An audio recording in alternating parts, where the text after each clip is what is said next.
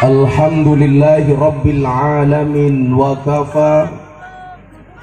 Assalatu wassalamu ala Sayyidina Muhammadinil Mustafa wa ala alihi wa sahbihi ahli sidqi wal wafa.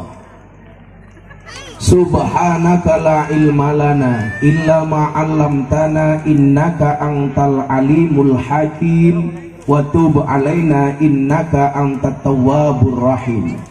Rabbi shrah li sadri wa yassir li amri wahlul 'uqdatam min lisani yafqahu qawli, amma ba'du.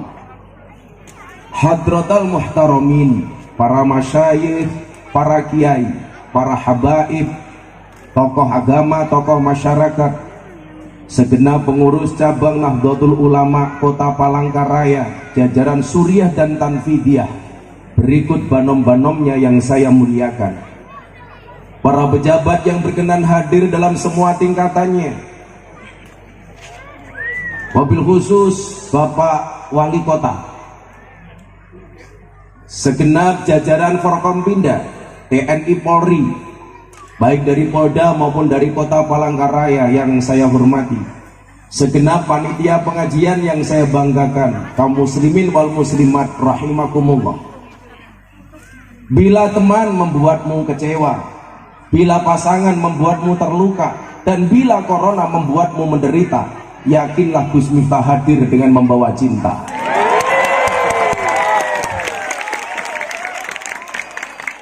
Cintaku padamu memang tidak seindah surat cinta untuk Starla, tapi yakinlah cintaku padamu lillahi ta'ala. Maka malam hari ini cukup saya katakan, beli pepaya keliru duku. Hai orang Palangkaraya, I love you.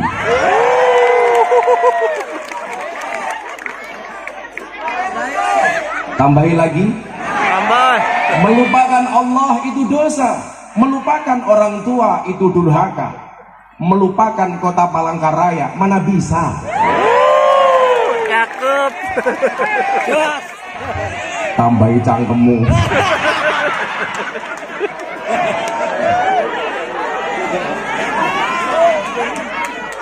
Malam hari ini kita bersyukur Allah Subhanahu wa ta'ala memberikan karunia-Nya kepada kita, memudahkan langkah kaki kita untuk menuju taman-taman surga, di mana Rasulullah mengatakan, idza marartum biryadil jannah farta'u, ketika kamu melintasi taman surga singgahlah. Para sahabat bertanya kepada Nabi, ya Nabi, ini masih di dunia, apa yang dimaksud dengan taman surga? Wa ma hiya riyadul jannah? Rasulullah bersabda, qala khilaku dzikri wa majalisul ilmi. Yang namanya taman surga adalah majelis zikir dan majelis ilmu. Maka semuanya yang hadir malam hari ini, saya yakin atas kecintaanmu kepada baginda Nabi, semuanya sudah pegang insya Allah tiket surganya Allah Subhanahu wa ta'ala.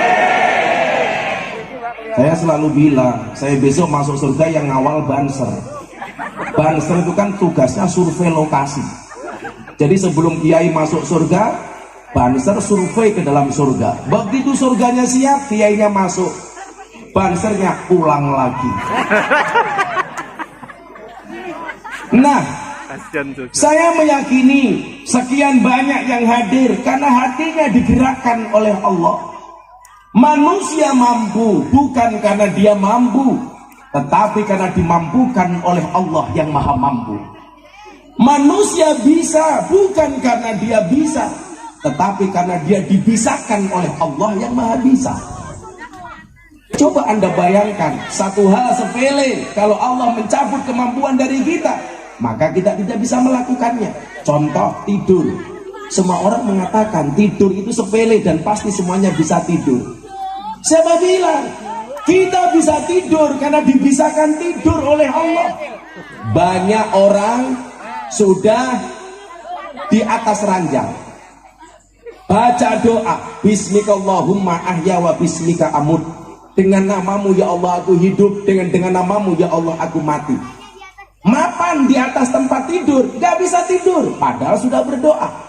Tapi lucunya, kalau mendengarkan khutbah Jumat, gak usah membaca doa.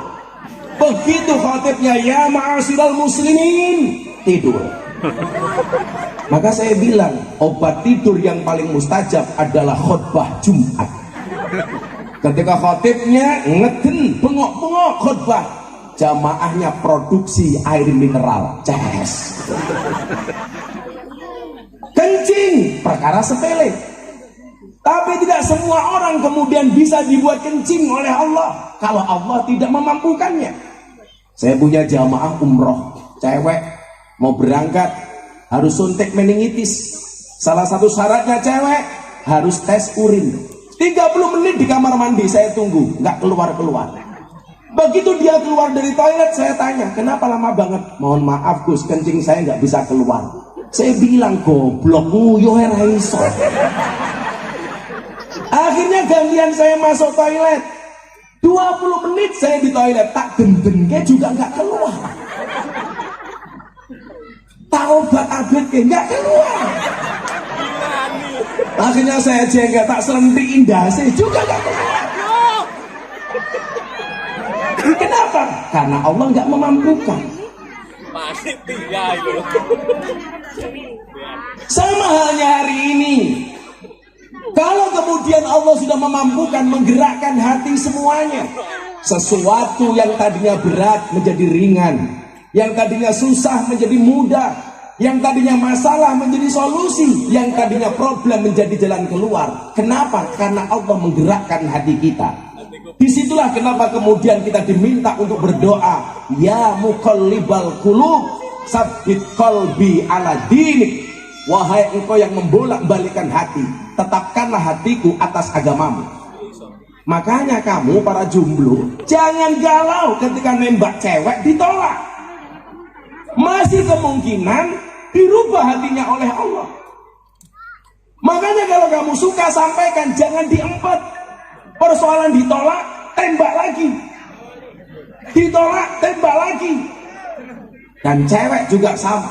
Ketika ada cowok suka sama kamu, katakan sama cowokmu, mas pilih satu di antara dua, halalkan atau tinggalkan.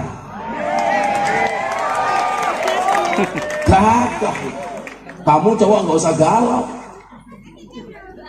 Niat tembak, niat nikah. Ditolak, tembak lagi. Malah galau. Aku nganan, kamu ngiri. Akunya bertahan, kamunya lari. Ya. Tapi ya kasihan sih. Nyamuk saja ditepuk pakai 2 belah telapak tangan. Masa cintamu bertepuk sebelah tangan? Tapi santai, sejomblo-jomblonya kalian pasti akan berakhir. Amin. Di mana berakhirnya? Kalau tidak di pelaminan, minimal di pemakaman. Nah, Allah yang membolak-balikan hati. Begitu banyak orang yang niat hadir, tetapi karena satu persoalan gak bisa hadir. Mungkin ada di antara kita yang sebenarnya tidak mau hadir, tetapi Allah menggerakkan hati kita untuk hadir. Saya tadi punya kawan dari Mabes Polri, Bang Taslim. Sore bilang, mohon maaf Gus, saya malam gak bisa ikut mendampingi ngaji. Kenapa? Saya ada tamu. Allah merubah takdirnya, tamunya gak datang, akhirnya ikut ngaji. Pak Wali Kota mungkin niatnya gak hadir, tapi tahu jamaahnya datang, hadir, kan lumayan. Ini Allah yang membolak-balikkan hati. Saya ingat betul ketika saya melamar calon istri saya, saingannya 3 orang, 1 anggota DPR, 2 polisi, 3 kepala desa. Gus Miftah pengangguran. Saya pede lamar. Saya bilang, kalau Allah menghendaki, Allahumma lamani alima aqtaita wala mu'tiya lima manakta. Orang sedunia nolak, Allah berkehendak. Orang sedunia kalah sama kehendak Allah. Orang sedunia menghendaki, Allah menolak. Allah tetap menang daripada kehendak manusia. Orang se-Indonesia membuli Miftah gara-gara wayang, Allah menghendaki Miftah kena mental. Saya bilang, jangan ketawa ketini. Kenapa? Karena saya memperjuangkan nasib para dalang. Saya lebih baik menjadi lilin, membakar dirinya hancur, tapi untuk memberikan penerangan bagi orang lain.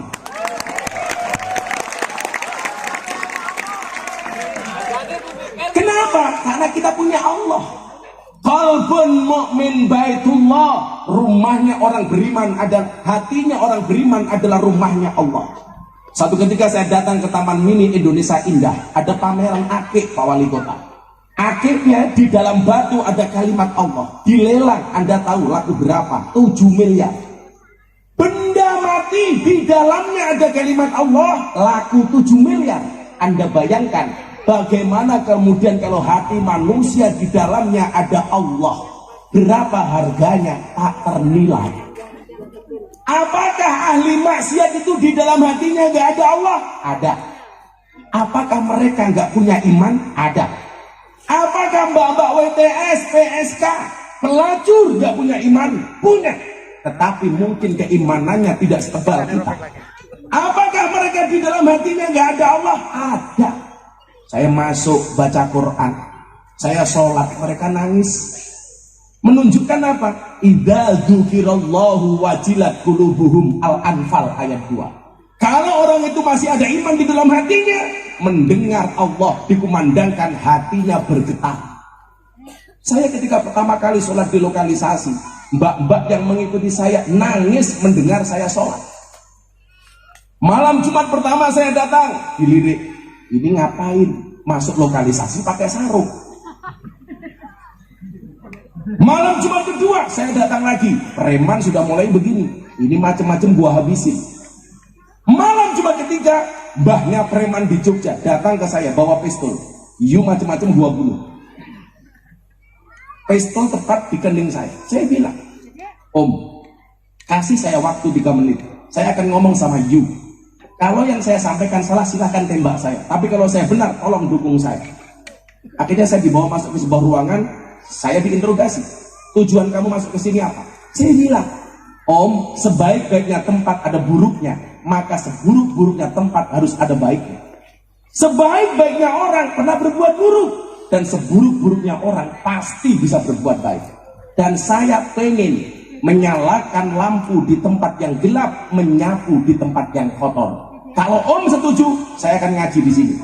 Sunan Gunung Jaya, mohon maaf, Sunan Derajat mengatakan, wenono ageman marang wong buta, wenono tongkat marang wong buta.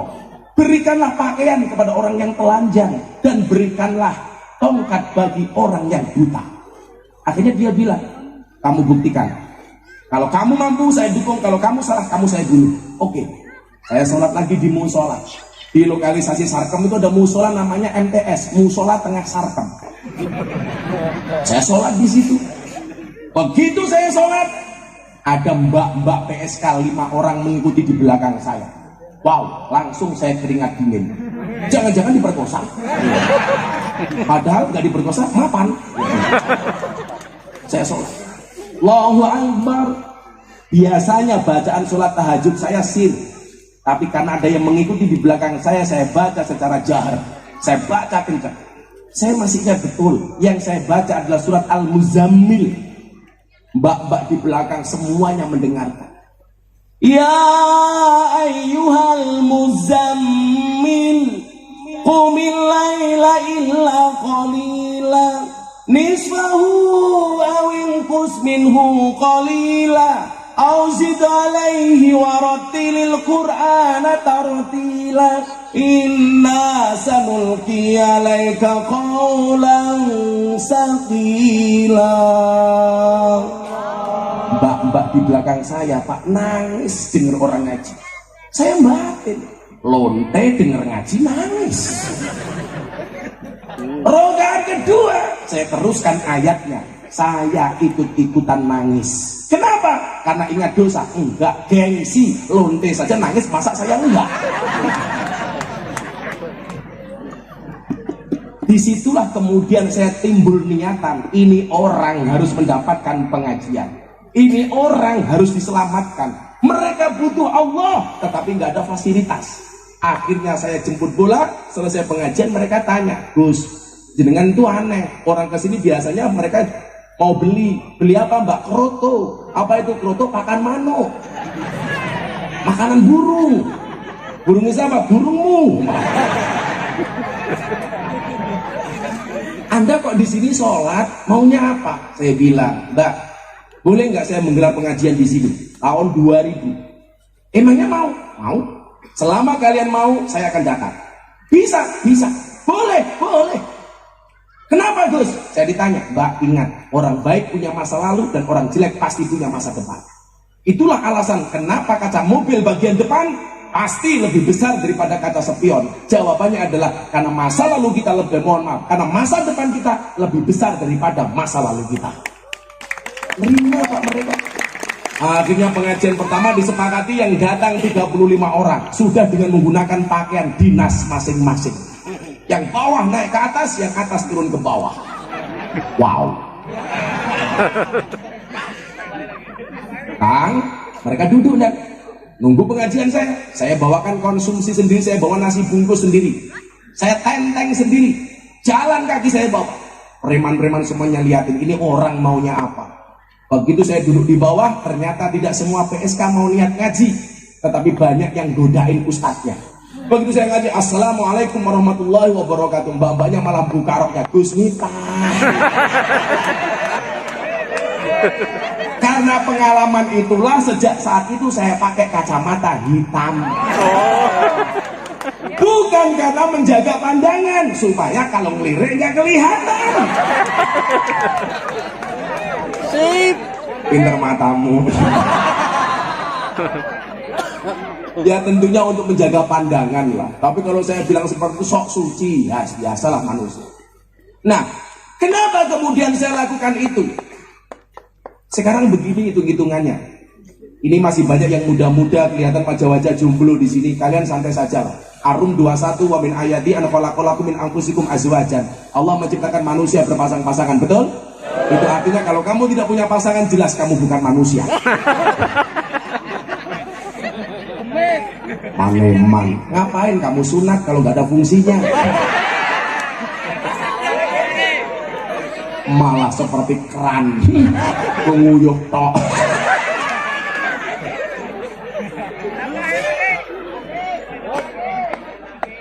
Coba kita hitung-hitungan begini.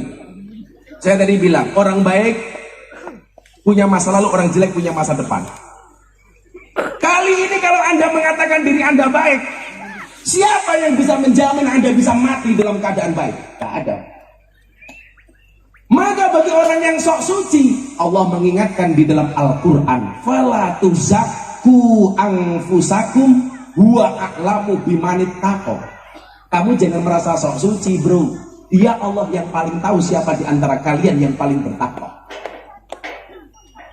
Maka saya mengatakan, ahli maksiat yang khawatir dengan kemaksiatannya lebih baik daripada ahli ibadah yang sombong dengan ibadahnya. Pada akhirnya surga itu akan ditempati oleh ahli maksiat yang mau bertobat, bukan orang yang sok suci namun pada akhirnya tersesat. Betul? Bisa jadi dosamu sebesar kapal, tapi yakinlah ampunan dan maghfirah dari Allah lebih luas dibandingkan lautan. Gak ada yang bisa menjamin kamu hari ini baik, matinya dalam keadaan baik. Siapa yang bisa menjamin? Saya tiap hari sudah pengajian Gus, gak jaminan. Saya sudah umroh 30 kali Gus, gak jaminan. Saya sudah sedekah banyak, gak jaminan. Siapa yang bisa menjamin? Itulah alasan kenapa Nabi Muhammad walaupun dia dijamin masuk surga, Nabi Muhammad itu maksum. Artinya apa? Tidak mungkin berbuat dosa dan baginya pasti surga. Tetapi dia tetap mengucapkan ihdinas siratal mustaqim, tunjukkan aku ke jalan yang lurus. Kurang apa Nabi Muhammad? Maka saya kaget. Seminggu setelah Deddy Corbuzier masuk Islam, saya ajak Jumatan di Masjid Bintaro. Pulang, begitu wartawan pulang, saya berdua sama dia tanya, mau syuting podcast waktu itu. Bro, saya mau tanya satu hal sama ibu. Apa mas? Bagaimana cara saya bisa menjaga iman? Kaget saya. Ini masuk Islam baru seminggu, kenapa? Dia bertanya bagaimana caranya menjaga iman. Akhirnya saya tanya, kenapa kamu tanya bagaimana cara menjaga iman? Gus, denger enggak? Tadi pas Jumatan, khotibnya bilang, ya ma'asyiral muslimin, bertakwalah kalian semua kepada Allah, dan janganlah kalian semua mati kecuali dalam keadaan Islam, kecuali mati dalam keadaan iman. Bagaimana saya bisa menjaga iman? Saya waktu itu Pak nangis. Ini orang baru masuk Islam seminggu sudah tanya seperti itu. Kita yang setiap tahun, setiap hari Jumatan nggak pernah bertanya. Kenapa? Karena kalau Jumatan tidur. Ini si botak tanya. Dan setiap kali Dedi tanya, saya harus bisa jawab. Masa gondrong kalah sama gundul? Kan aku malu. Dedi itu kan apa-apa bisa, nggak bisa cuma satu, nyisir rambut. Saya bilang akhirnya sama dia, bro, benar aku yang mengajarkan Islam kepadamu, benar aku yang menjadi wasilah hidayah untukmu. 8 bulan dia belajar agama sama saya. Benar aku yang menuntun kamu sahadat sehingga kamu menjadi seorang mu'alaf. Tapi yang perlu kamu tahu, jangankan menjaga imanmu, menjaga imanku saja aku tak mampu, menjamin imanku aku tak mampu. Ingat Dedi, selain memberikan iman, Allah memberikan ujian dan cobaan namanya setan. Innahu lakum aduwwum mubin. Setan itu musuh kamu yang paling nyata. Dan yang perlu kamu ingat, setan tidak mencuri rumahmu, setan tidak mencuri mobilmu, tidak mencuri sertifikatmu, tidak mencuri depositomu. Tetapi setan senantiasa mengintai imanmu dan berusaha mencurinya darimu. Kenapa?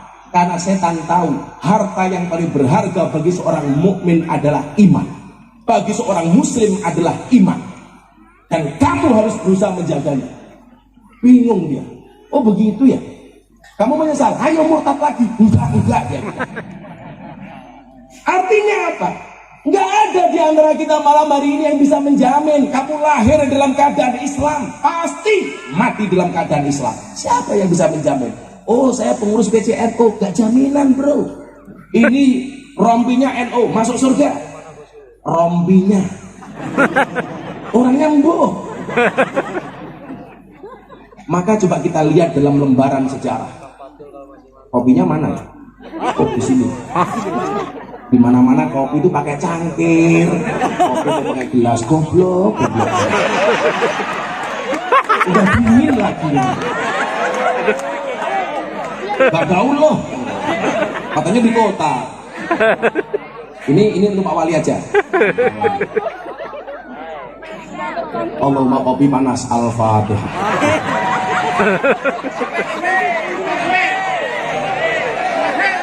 Aduh. Ada kopi pengajian lama, nggak ada kopi pengajian sebentar.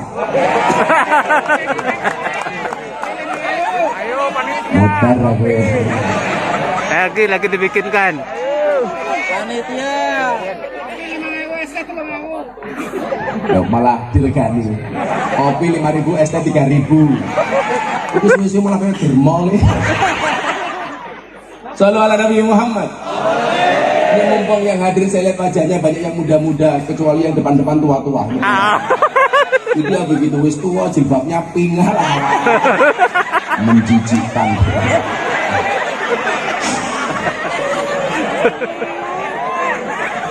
Saya itu sensitif kalau ada orang jilbabnya pink. Saya curiga jangan-jangan sempatnya juga pink.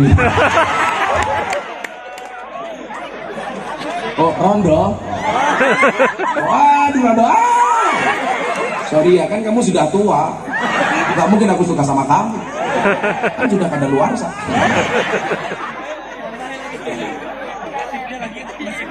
Tapi gak apa-apa mas, kalau kamu nikah dengan janda itu enak. Gak ada malam pertama, adanya malam terusan. Lanjutkan. Bukan. Kalau kamu menikah dengan janda berbahagialah. Minimal janda itu jujur, sudah tidak gadis lagi. Daripada kamu nikah dengan gadis tapi rasa janda.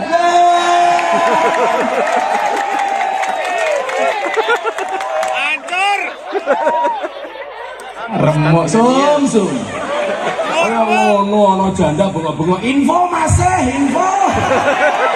Sing sacet masih.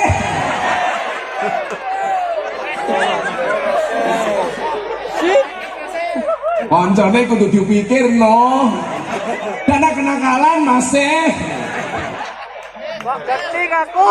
Cah ompong yang gaya. Coba kita lihat. Lembaran-lembaran sejarah membuktikan banyak orang yang awalnya beriman mati dalam keadaan kafir. Demikian juga sebaliknya, yang awalnya kafir dia mati dalam keadaan iman. Kita lihat dalam sejarah. Kopi. Kok cepet?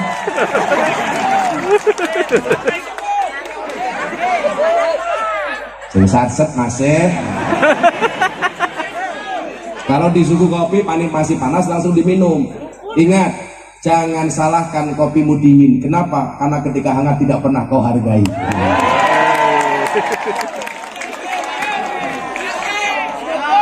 Duduk mas. Mbak-mbaknya tahu kenapa kopinya pahit?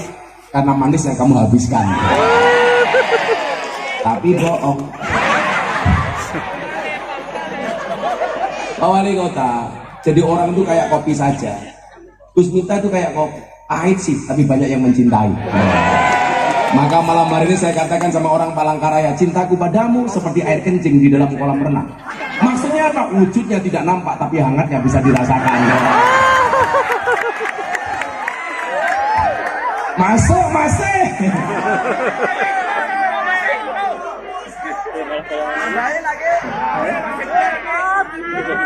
Jangan merondo yang ngopo. Santet meteng lho. Cangkeme nganggur masih. Lah ya rondo ya nganggur kok. Mosok rondo ya karo kowe. Wis sing rondo tak dongake. Jambu alas ning tengah sawah, woe limo sing mateng loro. Ayo ngaji sareng Gus Miftah sing isih rondo ndang entuk bojo. Kamu insyaallah besok segera menikah ya. Wih dolanan HP, HP ini cross yang gaya. Nanti Adro nyanyi sama mas-mas saya, tapi yang gaul-gaul. Insya Allah saya besok masuk surga, anak Adro ikut. Saya masuk surga, anak Adro ikut. Amin. Tapi yaitu di surga saya kelon sama bidadari, kalian hadroan. Asian. Konsolnya ya dipikir no masih. Sallallahu Nabi Muhammad.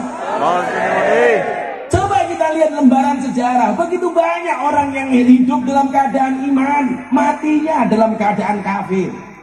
Ada Nabi Musa, itu punya musuh besar, dimusuhi oleh ulama. Di zaman Nabi Musa ada ulama besar namanya Bal'am bin Bahuro. Namanya Bal'am itu Pak Taslim. Kalau dia berdoa pasti diijabah oleh Allah.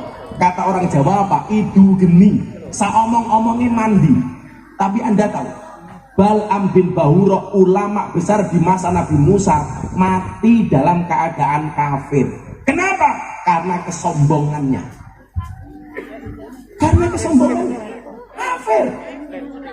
Apa meneh awake dhewe yang bukan siapa-siapa. Mbak, minggir Mbak, mereka datang pengen melihat wajahku, tidak pengen melihat bokongmu. Minggir kecil lagi. Duduk di sini kalau mau, nggak apa-apa kayak Banser itu loh. Duduk tanpa tikar, pulang pengajian little body. Apa itu silite gatel kelebon medi. Ibu-ibu lebih suka saya duduk apa berdiri? Berdiri. Itulah Pak Wali. Di mana-mana perempuan suka yang berdiri. Pemanasan dulu Mas. Bal'am bin Bahuro matinya kafir Pak. Padahal ulama besar. Semua doanya diijabah oleh Allah. Tetapi matinya kafir. Siapa yang bisa menjamin? Apalagi cuman kita. Siapa lagi? Delegasi sunnah. Namanya Rojal Unfuah. Ketika Nabi meninggal, kemudian khalifahnya Umar bin Khattab, Rojal Unfuah itu diutus menjadi delegasi sunnah. Ada orang yang ngaku Nabi, namanya Musailamah Al-Kadzab. Umar memerintahkan Rojal Unfuah untuk mengingatkan Musailamah Al-Kadzab. Tapi Anda tahu, Rojal Unfuah mati dalam keadaan kafir. Siapa yang bisa jamin? Ubaidillah Al-Jahsy yang menemani Rasulullah hijrah sampai ke Habasah mati dalam keadaan kafir. Kenapa? Karena kegemarannya minum khamar. Makanya kenapa kalau anak-anak mabuk justru saya dekati, Pak. Saya nggak mau dia menjadi seperti Ubaidillah Al-Jahsy. Hujan. Apa? Hujan. Pengajian bubar. Yes. Udan, Pak, udan. Lanjut.